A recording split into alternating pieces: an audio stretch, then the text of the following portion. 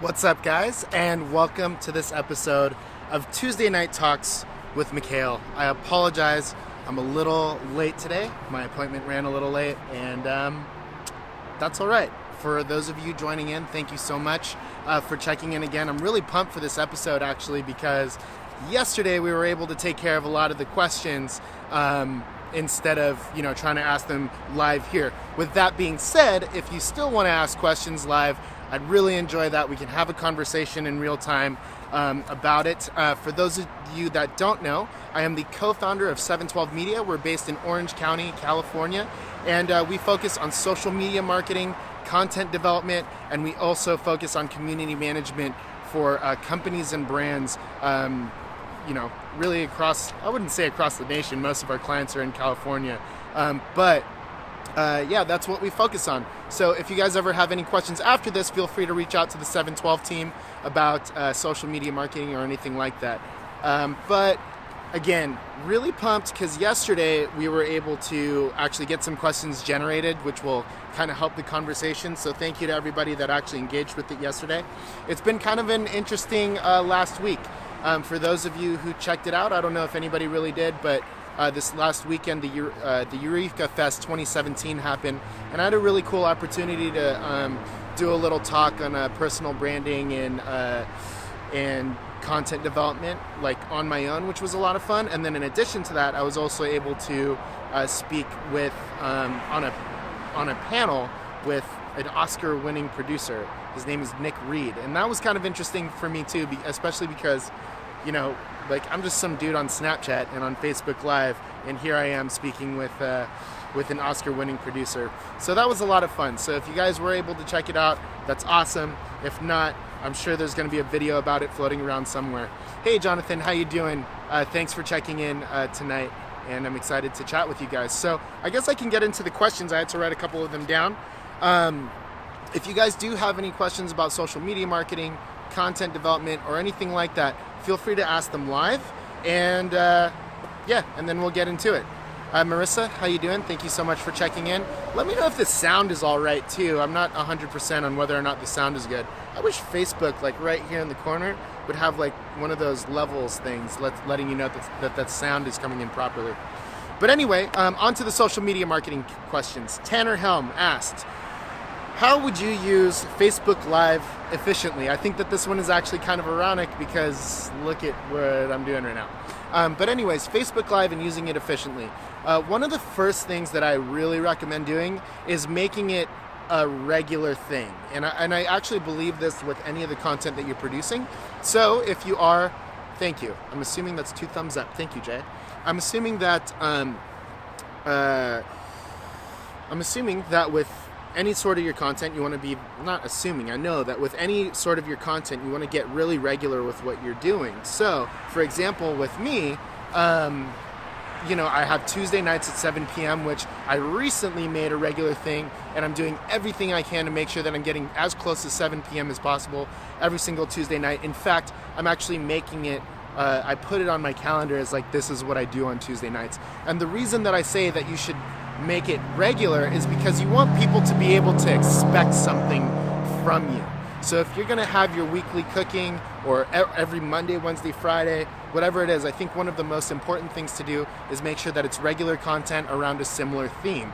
And the reason I say a similar theme is because you really want hey Jeremy, thanks for checking in. The reason I say a similar theme is because you also want, for me, like I would like to build a community around social media marketing and get to know new marketers and business owners and everything like that. So I've chosen to focus more on social media marketing for the time being to help build that community, and hopefully we get to talk about other things along the way too. So that's why I leave it open for questions and answers, because I think that marketing, entrepreneurship, and whatever else I'm up to is really thank you so much, Ralph.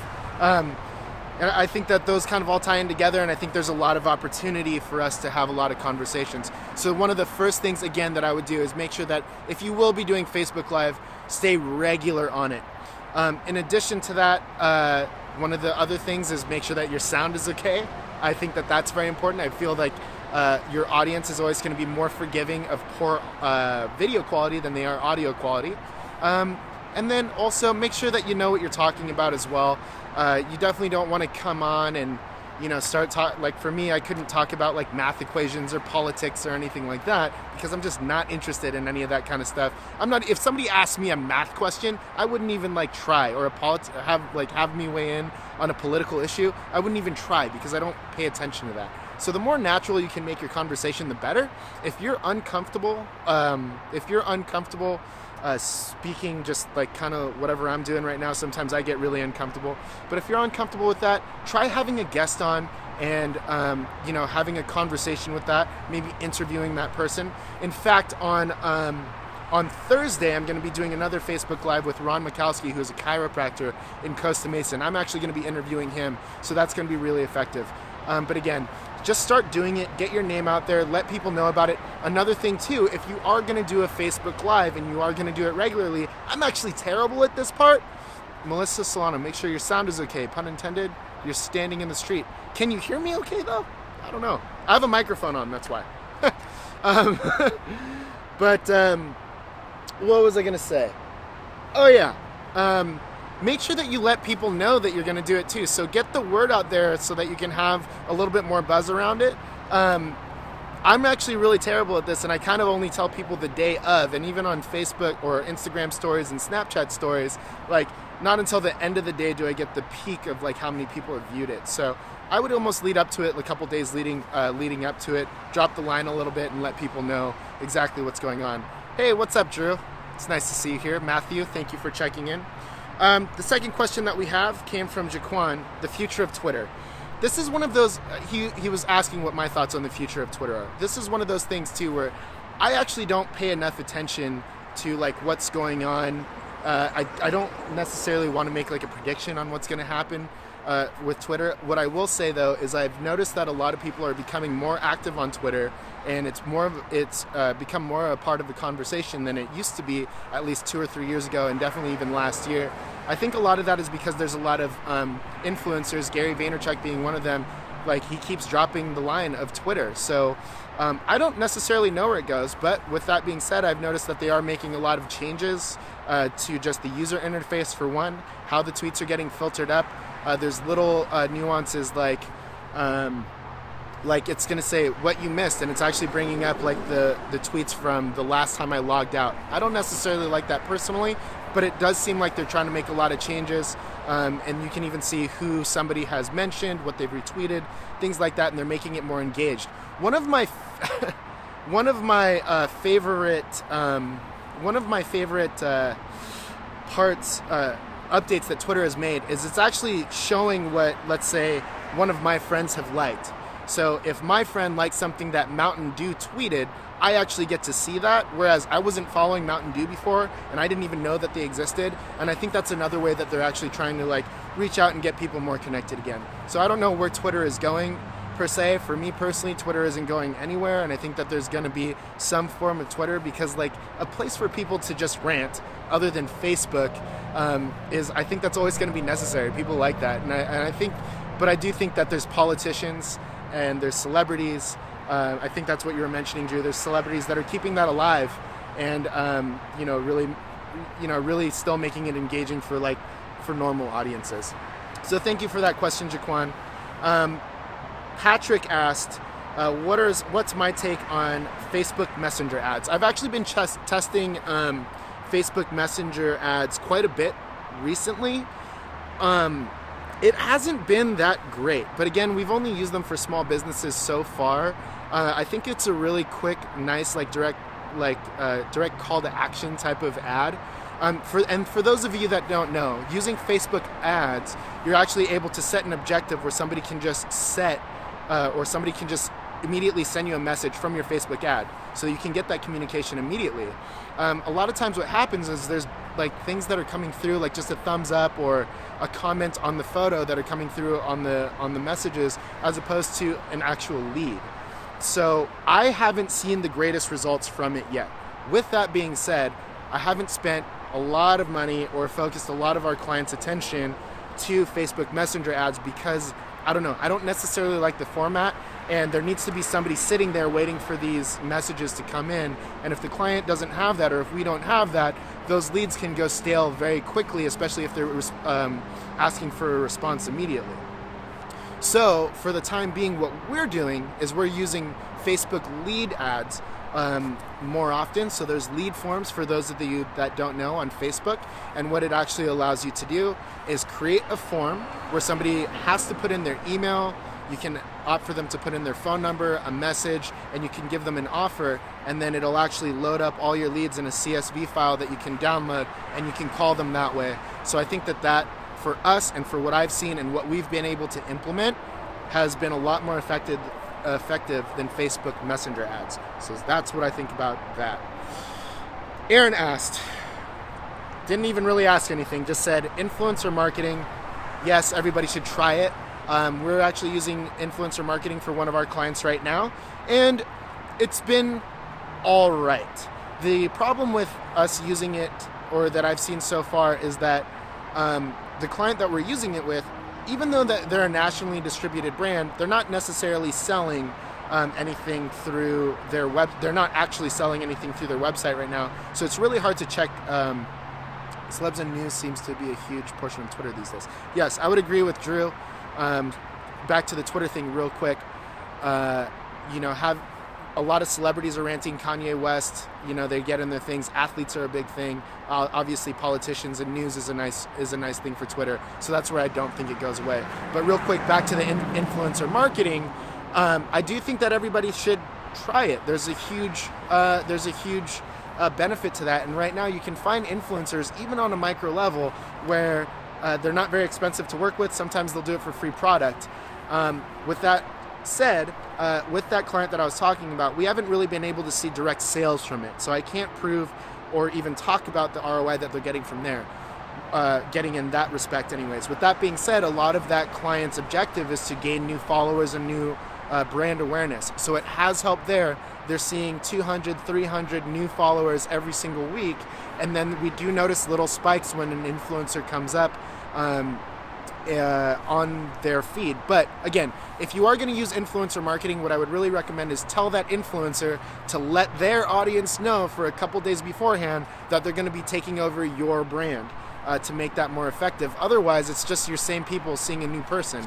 So not only do you want people to be taking over your Instagram, but you want them to be mentioning you on their Instagram. And that is actually probably more effective, especially if you're trying to sell stuff. So that's what I have to say about influencer marketing today. If there are any questions, then any more questions about that, please put them in the comments right now.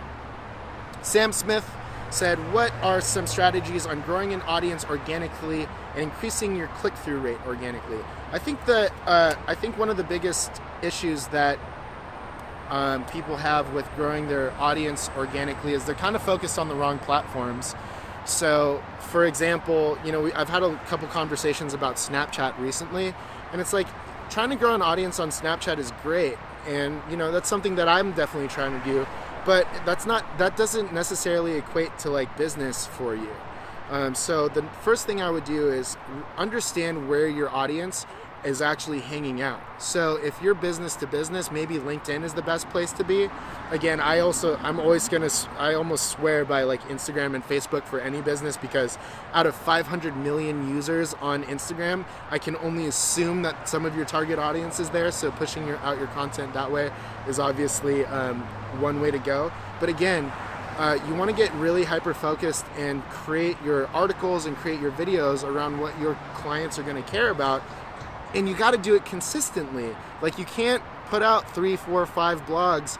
You do a blog every week, and then all of a sudden you're gone after 3 months, and then you don't do it again. You're losing a lot of your audience that way. So I think if you're on the right platform, if you're consistently putting out content and you continue doing it and it's good enough, people are automatically going to start gravitating toward your content. There's the whole word of mouth factor. People will share it, things like that, where you'll actually be able to start seeing the benefits of that. Increasing your click-through rate, you want to just make it really easy for your audience to click through to your click through to your articles or your videos or any sort of your content. For example, you'd be surprised how many times I still see people saying, leaving a link on their Instagram comment when really you can't click out through that. So you want to put maybe the link in the bio, and in your stories say click the link in the bio for this story, or in your photos say click the link in the bio, that type of thing. Make it really easy that way. Or you can easily, you can take a link from a LinkedIn article and put it onto your Facebook so that more people can see it that way too. As well, as far as driving traffic to your website, make sure that you're posting your blogs and all your videos and all your articles on your website, then posting that on each one of your accounts so that they're going straight through also. But again, consistency is key. I've heard a lot of horror stories. I have no YouTube following, just so you guys know, so I don't have a lot to speak on this, but I've heard a lot of horror stories where somebody will have tens of thousands of followers on YouTube because they were so regular on it, and then they drop off for a couple months, they come back and they're not getting nearly as much engagement as they would before. And that's kind of, and I see that on like micro levels, even with Snapchat, for example. For me, if I don't post for a couple days, which doesn't happen very often, but I get less viewership. So you got to be really consistent, and I think that's really the key to it all anyways. And then also making sure that you're posting your content in the mediums that people are actually paying attention to, that you want to reach. You know what I mean? There's no reason for you to be, posting stuff on Snapchat if you're trying to do more B2B stuff, especially if you're looking at CEOs, CMOs. It's just so hard to, really gain any traction through something like that. Again, Facebook ad targeting is another way to go to promote your content. Brittany Floyd asked, what would your recommendations be to handle PR issues? And I guess there's some PR issues with some airlines and Pepsi. I don't really know. On that big of a level, I have no clue. With that being said, if you are a small business owner, and this is something that we run into all the time, if you're a small business owner and somebody says like, I don't like your food, and you're a restaurant, it might be a good idea to go into every single one of those comments and ask them, hey, what didn't you like? How can we make your experience better? Drew actually had an idea where it's like, we'll give you a $10 voucher if you'll give us a second shot. So making sure that you're actually responding to these negative reviews is something that's very important that not a lot of people are doing right now. But for small businesses, for restaurants, it's relatively easy to take care of it. Don't ignore it. Just go into it and handle it one-on-one. And in addition to that, I actually don't recommend deleting bad comments. If they're horrifying and they're saying things that are completely like untrue, then yeah, sure, delete that comment if it's something crazy. But I think that people actually respect the fact that, X customer had a bad experience. The business owner or the business comes in and says, hey, let us fix that for you. Here's a $10 voucher or whatever it is. Come back in, give us a second shot. For me personally, if I saw that on somebody's restaurant, I'd give them a second shot because they seem like a nice guy. So I would actually kind of recommend that you do that. What is my favorite thing to eat at Euro Caffe? Dude, so for those of you that don't know, and Raj asked, what's my favorite thing to eat at the breakfast sandwich? Thank you. That was actually pretty cool. I like that. There's a great cafe, and they should pay us for this, Drew. There's a great cafe in our office building called the Euro Caffe in Irvine, and they have amazing breakfast sandwiches. That was cool. All right, Sam Sayasims asks, what's an effective way to use social media marketing in dentistry? Get super local. And I think that's the same for chiropractors. I think that's the same for restaurants. I think that's the same for anybody that like personal trainers. Get really local about what you're doing. If you have $500 to spend on Facebook ads, make sure that you're just targeting the 5 miles around your your dental office. You know what I mean? On Instagram, use the hashtags, #MissionViejo, #Laguna Niguel, Dana Point, and start reaching out to the community that way. In addition to that, there's also local influencers that you can take advantage of as well. So for example, a local influencer might be the star quarterback on the high school team in the city that you opened up your dental practice. Why not have him on his Snapchat, on his Instagram stories, say that he goes to you? Something like that. I think that's a great way to drive traffic and gain awareness around a local business, which would be, a dental practice. In addition to posting content about, 5 safe ways to whiten your teeth, things that your target audience really cares about. It's always the same formula, guys. If you haven't noticed, it's always the same formula, but it's just thinking about what does your audience care about and how can I create content to attract them to my website, to my Facebook page, to my Instagram, to make them fans of mine before they become customers of mine.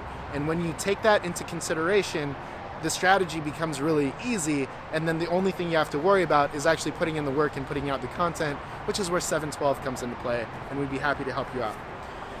I have one last question from Travis Hightower, and it is, how would you leverage your Facebook Live content post-production? So for those of you that don't know, I don't edit videos at all. Actually, I just recently started a YouTube channel where I'm literally just downloading these videos and then putting them on my YouTube just so that I have a YouTube there. But that's what I would do to start. And I'll let you know, and I'll start this journey with you. What I'm doing right now is I'm taking all of the Facebook Live videos that I have, I'm downloading them, and maybe I'll start editing them a little bit. But for right now, I'm just uploading them to Facebook, I'm uploading them to YouTube, and in the title, like for example, in the title, I'll take the main point that I talked about. So I'll say how to market a local business on social media. I'll say something like the future of Twitter. I'll say something like how to use Facebook Live effectively in the titles, because that's getting picked up heavily by YouTube's algorithm right now, in addition to putting that in the first couple lines of the description, as well as using the tags on YouTube. So I'll take that video and I'll put it there. As you can see, by the end of this, there maybe only be 20 people that checked into this, and only 6 or 7 people are hanging out for a little bit. But I can get the most out of this video by putting it on YouTube, then putting it on LinkedIn later on, and then hopefully recycling it later on as well, so that content doesn't go stale. In addition to that, embedding that on your website will help you out a lot too. Places like medium.com, you can splice this up into 10-second bits and put it on your Instagram stories, which reminds me I was actually supposed to do this vertical. See, I can't even follow my own advice. But those are all things that you can do with your Facebook videos afterward. I don't know what it's going to do yet, because I recently just started doing this myself, and I don't have enough clients. 712 doesn't have enough clients that are actually utilizing Facebook Live enough to see what the full benefits are. But on a very, very low level, at the very least, I would recommend doing that, especially because doing content weekly or every single day for that matter is just difficult. It's just difficult to do. So yeah, that's what I would do with your Facebook Live videos for the time being. Oh yeah, here's one major advantage to that. Even though you might not think, oh great, I have one video here and it's on YouTube. Well, here's the thing with Facebook, Facebook, if you're searching on Google, for example, for how to leverage Facebook ads or anything like that, Facebook results aren't going to come up from your Facebook Live. So even if I titled this, how to leverage your Facebook ads on Google, they're not coming up. Just do a search yourself. You're not going to see a lot of Facebook results come up, if any at all. But what you will see is Twitter. What you will see is YouTube, obviously, if you click videos. And in addition to that, YouTube is the second largest search engine, so you want to make sure that you're there too. So just by having that video there and then tagging it properly, you have more of a chance of coming up in more search results, and then getting more traffic to your videos, and then hopefully your website after that. So again, one major thing that you can do if you're worried about reputation management or getting your content out there, something like searching on Google for anything, like let's say in your industry. So for me, it'd be like social media marketing advice or something like that. I literally, this is what I do. I look on YouTube, or I look on Facebook, or all these platforms. I look on Google and I look at what comes up on my phone, and then I look at what comes up on a desktop. And from your phone and from a desktop, you'll notice that tweets come up. So I want to make sure that I'm tweeting about that. You'll notice that articles from medium.com come up. LinkedIn comes up. And then if you click videos, obviously YouTube comes up. So if you look and you want to be found on Google for your services or for your content, and you notice that LinkedIn, Twitter, and Medium come up quite a bit, well, maybe you should get it on LinkedIn, Twitter, and Medium and start posting all your content there in written and video format. Got it? Cool. Anyway, that's it for tonight. Thank you so much for everybody who checked in. I will be here next Tuesday at 7 p.m. If you have any more questions about social media marketing, content development, what I like to eat at Euro Cafe, feel free to reach out to the 712 team at 712 team on Instagram and Twitter. And also, if you need any other help with your social media marketing, feel free to reach out to us at 712media.com or just direct message me. Thank you again for checking in, and I will see you next week.